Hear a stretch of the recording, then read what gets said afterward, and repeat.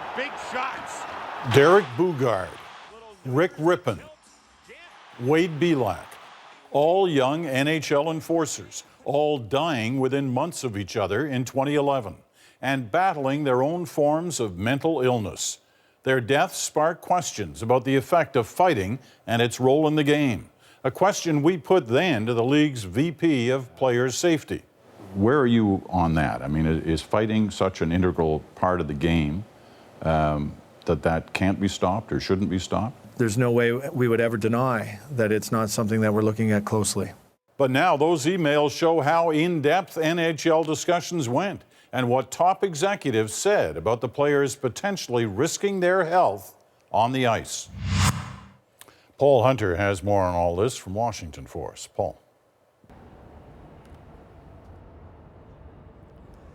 Hey, Peter, the emails certainly signal the NHL's been struggling with this issue for a long time, even if publicly that's been downplayed.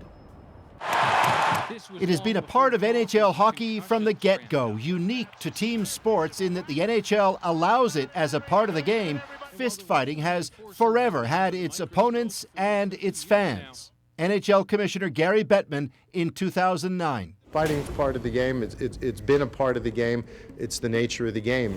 But in 2011, when that trio of NHLers died, questions intensified on how such brutal hits to the head led to brain injury, depression, and worse. The response then? I'm not saying what direction we're going, but certainly the question whether or not we're going to look at fighting, we have to.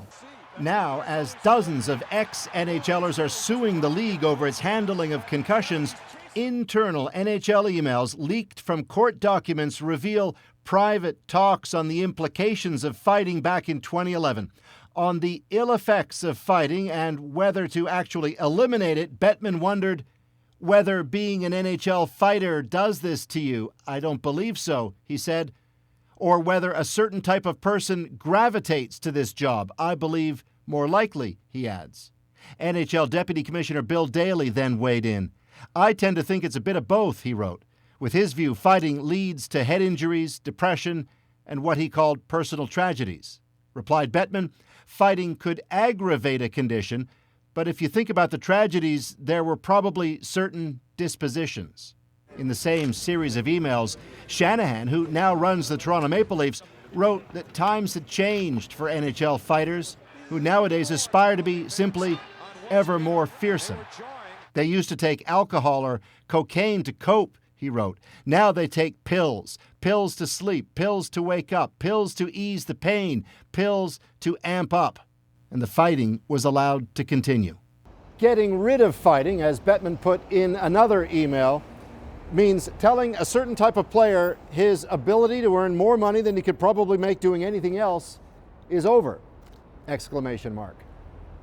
The NHL had no comment on the emails today other than to point to Bettman's words from a few weeks ago when he said, out of context, court documents may be embarrassing to some, but that he's comfortable with the league's record.